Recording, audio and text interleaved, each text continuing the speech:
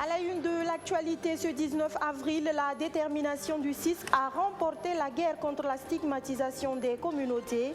Le collectif contre l'impunité et la stigmatisation des communautés qui est passé à une étape supérieure dans sa lutte était ce matin au palais présidentiel de Kosiam où il a remis au chef de l'État un projet en faveur des éleveurs victimes du terrorisme et de la stigmatisation. Et puis, le soutien de la Suisse au Burkina Faso réaffirmé ce matin. C'est le président du Conseil national de la Confédération suisse reçu ce matin en audience par son homologue burkinabé qui s'est adressé devant les élus nationaux. Et enfin, l'Afrique du Sud, toujours ravagée par les flammes qui se sont déclarées depuis hier à Table Mountain, vidant la zone de ses habitants, les soldats du feu, eux, sont toujours à pied d'œuvre pour venir à bout de cet incendie. Voilà pour le sommaire. Mesdames, Messieurs, bonjour. Soyez les bienvenus si vous nous rejoignez sur BF1. Comme annoncé tout de suite en titre, le CISC s'est déporté ce matin au palais présidentiel de Kosiam. Après les sit-ins, marches et conférences de presse, Dr Daouda Diallo et ses camarades passent à une étape de leur lutte. Ce matin, devant le chef de l'État, ils étaient porteurs d'un projet jugé pertinent par Roch-Marc Christian Kaboré lui-même. Il s'agit d'un projet en faveur des éleveurs. Les éleveurs qui, vous le savez, sont non seulement victimes de terrorisme, mais également de stigmatisation. On en sait plus sur ce projet avec Dr Daouda Diallo qui s'est confié à Abdourazak Traoré à sa sortie d'audience. Comme vous le constatez, c'est une délégation du collectif contre l'impunité et la stigmatisation des communautés. On a eu l'audience ce matin avec le président du FASO pour traiter d'une question beaucoup importante qui va aussi militer en faveur de l'apaisement et à sécuriser notre pays. Parce qu'on est venu présenter un projet qui consiste à réduire la vulnérabilité des populations éleveurs qui aujourd'hui sont pris en étau, d'une part par les groupes armés et terroristes, et aussi d'autre part par la question de la stigmatisation. Pourtant, tous les Burkinabés sont aujourd'hui victimes de cette question. Donc, cette question de vulnérabilité, il faut la traiter. Et nous estimons que si nous traitons cette question de vulnérabilité des populations pasteurs et éleveurs, on va non seulement rehausser le niveau de l'éducation, on va réduire l'amplitude de l'élevage transhumant, on va également contribuer à réduire l'extrémisme ou la radicalisation des enfants de ces populations pasteurs et éleveurs. Voilà. Vraiment, c'est ressorti clairement, le président du FASO a été vraiment sensible et il a même exprimé, il a dit que c'est un projet pertinent et c'est un projet qui interpelle différents ministères et que des dispositions seront prises dans les jours à venir pour trouver un cadre pour mieux approfondir la réflexion et également se mettre au travail parce que c'est un projet pratique qui peut vraiment sauver des milliers de Burkinabés et également unir des milliers de Burkinabés pour qu'on puisse construire la patrie ensemble. On y reviendra plus en détail dans nos prochaines sessions d'information. Mais en attendant, du palais présidentiel, on met le cap sur l'Assemblée nationale où le président du Conseil national de la Confédération suisse, en visite au Burkina Faso depuis hier, a été reçu en audience ce matin par le président de l'institution. Entre les deux personnalités, il a notamment été question de coopération entre le Burkina Faso et la Suisse. L'hôte de Alassane Balassa Kandé, qui s'est ensuite exprimé devant les élus nationaux, réaffirme le soutien de son pays au pays des hommes intègres. La Suisse qui appuie déjà plusieurs projets au Burkina Faso dans le domaine agricole. Il explique les raisons de ce choix d'investissement. Je vous propose de l'entendre. C'est un pays très important pour nous et puis on veut continuer cette collaboration entre 2020 jusqu'à 2025, 5 ans de plus, avec le Parlement du Burkina Faso, avec le peuple du Burkina Faso. Et puis pour moi, pour ma délégation, c'est important de savoir jusqu'à mercredi qu'est-ce que vous avez besoin? J'aime bien aller voir les projets de l'agriculture. Je suis paysan. J'étais président des éleveurs suisses, environ 25 000 éleveurs. Alors, je vois aussi un petit peu les détails, et puis ça m'intéresse beaucoup. C'est pour ça que nous avons visité votre beau pays, même si on a besoin des masques, mais si on fait attention, on peut tout faire dans ce monde. On en vient à ce bilan positif pour l'UICN, l'Union internationale de la conservation de la nature et le DGM Burkina Faso. En 5 ans, ils ont appuyé 114 projets, dont 53 micro-projets, 32 sous-projets et réalisé 29 activités d'éducation environnementale en milieu scolaire dans 32 communes réparties dans 12 provinces. Tous ces projets ont été financés par la Banque mondiale à hauteur de 4,5 millions de dollars, soit environ plus de 2 milliards de francs CFA. En une semaine de tournée pour la visite de ces réalisations, les porteurs de ces projets ont pu se rendre compte que les populations vivant des forêts et leurs partenaires aussi affichent une grande satisfaction. Alexis Belmnaba. Des formations aux activités génératrices de revenus, la sécurisation foncière, la gestion des ressources naturelles. Ce sont entre autres des projets financés par la Banque mondiale au profit des populations dépendantes des forêts.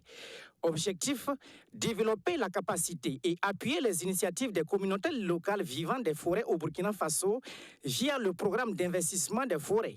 5 ans après la mise en œuvre dans ces différentes composantes, les bénéficiaires affichent une satisfaction. Ce financement nous a permis à travers la commercialisation du Soumala, de contribuer aux dépenses de la famille. Et les bénéfices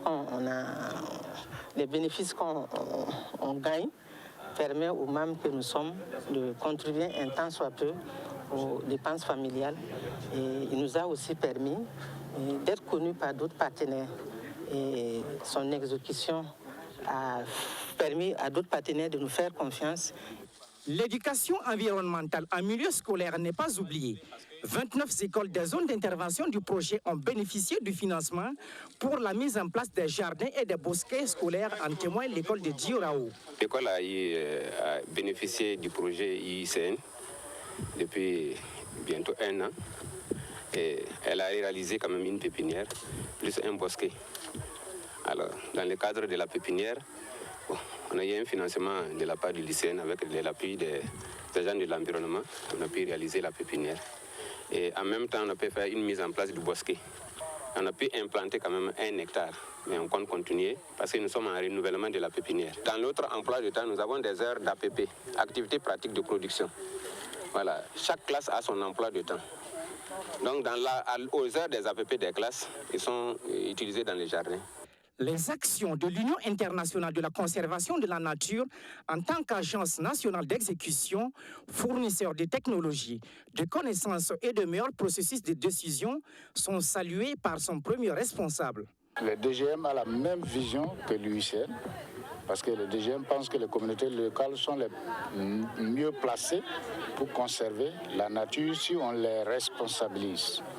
Et c'est exactement ce que vise également l'UICN, donner des connaissances aux usagers de la nature, les responsabiliser pour l'usage, mais aussi les permettre de prendre part au processus de décision concernant les ressources naturelles. Donc il y a une relation très étroite entre l'UICN et ce que la Banque mondiale, à travers le DGM, a voulu faire au Burkina et dans d'autres pays du monde. Les résultats sont à la hauteur, sinon même plus que la hauteur des ressources qu'ils ont reçues. Le président du comité national de pilotage du projet dit également être satisfait des résultats. Lorsque nous nous sommes engagés dans ce projet ou dans ce programme, la peur qu'on avait, c'était que est-ce qu'on n'est pas en train de faire un saut dans le vide? Est-ce que les bénéficiaires là ne vont pas faire en sorte que le projet va être remis en cause? Grâce à ce coup de pouce, ils ont pu mobiliser d'autres partenaires financiers qui les accompagnent. Mais on ne peut pas vouloir plus que ça. Nous sommes énormément satisfaits des résultats. Ce sont au total 32 communes du pays qui ont été concernées par ce projet. Elles sont réparties sur 12 provinces et dans 5 régions, notamment la Boucle du Mouhoun, le sud-ouest, l'est, le centre-sud et le centre-ouest. Le programme d'investissement des forêts qui renforce la résilience des populations vivant de ces ressources. Du côté du projet Weugpani, l'on s'évertue à la préservation des ressources forestières pour davantage améliorer les conditions de vie des populations dépendantes des forêts. À mi-parcours, le comité technique de suivi du projet se frotte les mains. Il affiche au compteur plusieurs acquis, notamment la délimitation et la conservation de 45 forêts, la réalisation de 145 boulis et la mise en terre de plus d'1 million d'arbres, tout ceci coiffé par la réduction des conflits liés à l'exploitation des ressources forestières. Sandrine Zougouri. La réduction des conflits liés à l'exploitation des ressources forestières est due en partie au projet Weugpani. Cette réduction est entre 75 et 100%. En plus, 20 000 personnes ont été formées sur les techniques et les bonnes pratiques en matière de gestion et d'exploitation des forêts. Nous notons également la sécurisation de 15 massifs forestiers. C'est que nous avons réalisé 145 boulis qui sont des réservoirs de collecte d'eau de ruissellement pour non seulement la croissance des arbres, mais aussi pour permettre aussi le développement des animaux sauvages. C'est que l'eau, c'est un facteur capital dans les ressources naturelles.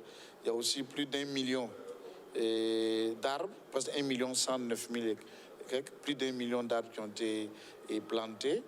Il y a 45 forêts de plus de 55 000 hectares qui ont été délimitées, auxquelles tout un ensemble d'actions de conservation des eaux et des sols sont réalisées, et avec tous ces aspects de plans d'aménagement et de gestion qui sont réalisés pour permettre... Des acquis qui contribueront à l'amélioration des conditions de vie des populations rurales. Et cette session du comité technique est l'occasion d'examiner et amender le dit rapport pour la suite du projet. L'objectif du projet Weugpani est d'améliorer durablement les conditions de vie des populations rurales de la zone d'intervention du projet à travers la promotion de la gouvernance locale des ressources forestières, les investissements dans les forêts et la valorisation des produits forestiers non ligneux, et ce, dans l'optique de la réalisation des objectifs de développement durable. L'atteinte de cet objectif ne saurait relever de la seule responsabilité des membres du consortium de mise en œuvre du projet. Mis en œuvre par un consortium d'ONG et piloté par TreeAid, le projet est soutenu par la coopération suédoise qui réaffirme son engagement. Selon son premier responsable, la question forestière demeure sensible. Ici au Burkina, on sait qu'il y a une bonne partie de la population qui dépend directement des forêts, surtout pendant la période de soudure, mais aussi pour avoir des revenus pendant toute l'année. Et pour les changements climatiques, pour la biodiversité, les forêts jouent un rôle énormément important. Et vu la pauvreté des populations qui vivent dans ces forêts ou à côté de ces forêts-là, c'est très important de renforcer les incitations économiques de ces populations pour qu'ils veulent et qu'ils puissent s'investir dans ces forêts et protéger les forêts pour l'avenir. D'un montant de plus de 9 milliards de francs CFA, le projet Weugpani couvre la période de juin 2019 à 2024.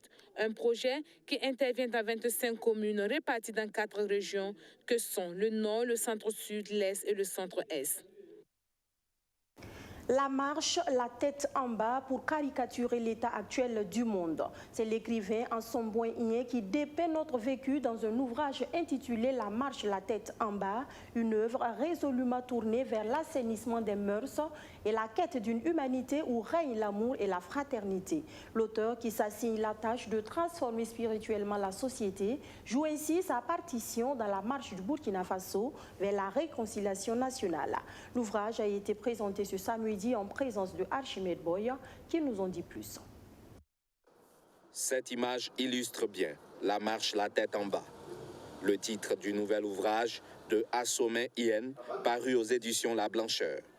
Ce roman de 192 pages présente Woulou, personnage principal, armé de patience et de conviction. Il parvient à transformer son rêve humaniste en réalité. Tout semble marcher à reculons, à l'envers. Donc c'est une caricature, pas une image d'un homme qui se plante sur ses bras et qui marche. Ainsi marche le monde aujourd'hui.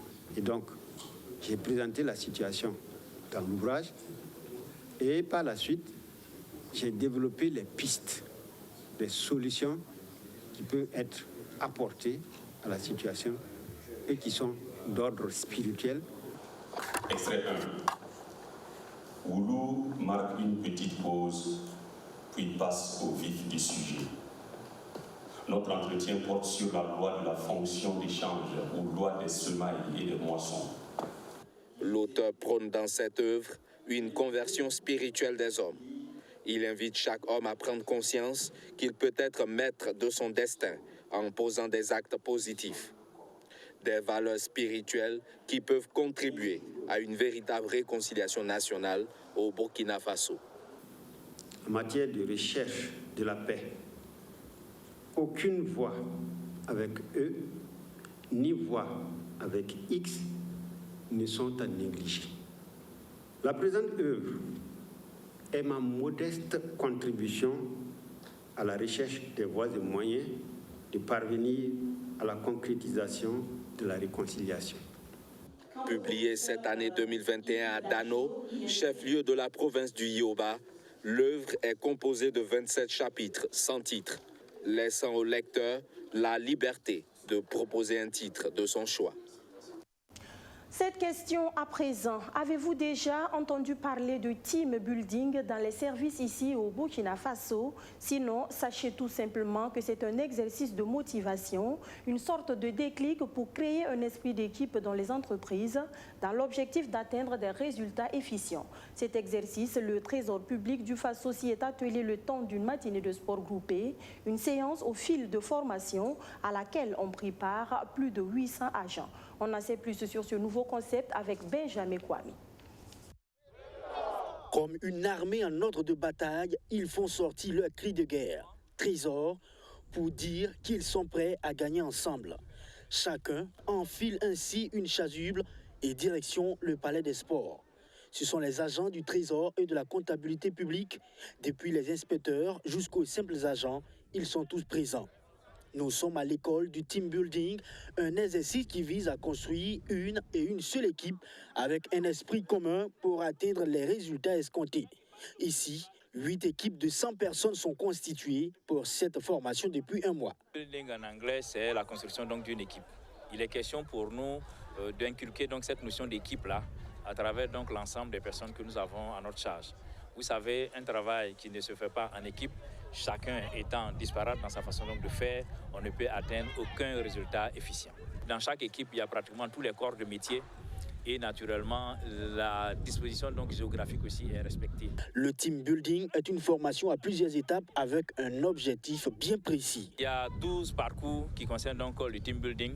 On commence depuis le footing jusqu'au tapis en passant par front-menton. Le footing, c'est simple, on commence ensemble, mais vous allez voir qu'avec l'accélération, on ne va pas arriver ensemble. C'est donc dire déjà que l'esprit d'équipe est foulé. Donc à partir de là, on tire les leçons qui vont avec, et c'est comme ça que nous allons faire durant tout le processus. Au terme de ce team building, ils sont appelés à aller au-delà des standards habituels. Vous savez, on dit que seul, on va loin, on va vite, mais lorsqu'on a une équipe, naturellement, on va au-delà de tout ça. Et il faut donc aller au-delà des standards. Et c'est ce que nous avons voulu montrer à travers les différents parcours pour montrer que qu'on soit inspecteur, qu'on soit contrôleur, qu'on soit même simple manœuvre, on a besoin les uns des autres. Et tant qu'on ne va pas se serrer les coudes, il serait difficile d'atteindre les résultats ensemble. Cet exercice intervient dans le plan d'action 2021 de la Direction générale du Trésor et de la comptabilité publique. Dans notre plan de formation 2021, nous avons initié cette session de formation qui vise en tout cas à construire l'équipe, l'esprit d'équipe au sein de la Direction générale du Trésor et de la comptabilité publique. Pour l'atteinte des objectifs de notre administration, il est nécessaire que nous puissions être unis, solidaires et viser le même objectif. Un mois que la formation a été lancée, Célestin Sanon dit constater déjà l'esprit d'appartenance de ses agents à une même maison. La deuxième étape de ce team building va concerner l'ensemble des responsables et ceux ayant manqué celle-ci. Actualité internationale avant de nous quitter et direction l'Afrique du Sud où les soldats du feu continuent à lutter contre les flammes qui se sont déclarées depuis ce dimanche matin. Un incendie qui a déjà détruit plusieurs bâtiments de la prestigieuse université de la ville, dont la bibliothèque. Les feux persistent. Tôt ce matin, on pouvait toujours voir le sommet Table Mountain, le sommet emblématique qui surplombe la ville du Cap à la pointe du pays de Nelson Mandela, ravagé et envahi par des flammes et de la fumée.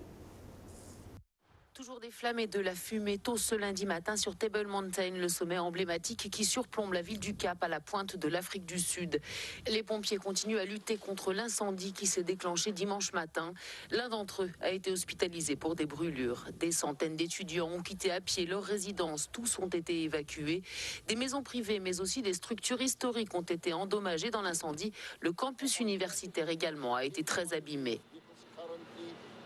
Plus de 10 véhicules de pompiers sont intervenus sur ce campus pour tenter d'éteindre l'incendie qui a ravagé 3 bâtiments, notamment la bibliothèque de l'université. De nombreux objets anciens d'une grande valeur ont été endommagés dans cette bibliothèque.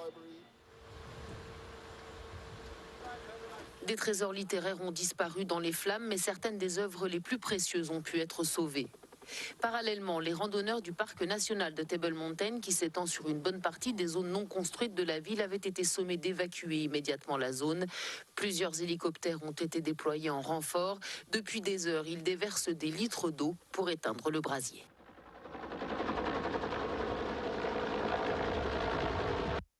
Voilà, mesdames, messieurs, on s'arrête là pour les actualités de la mi-journée sur BF1. Merci d'avoir suivi ce journal qui s'achève. Je vous souhaite de passer une agréable et fructueuse semaine en compagnie des programmes de la chaîne au cœur de nos défis. Je vous retrouve demain ici à la même heure, Dieu voulant. Prenez grand soin de vous. Bonsoir.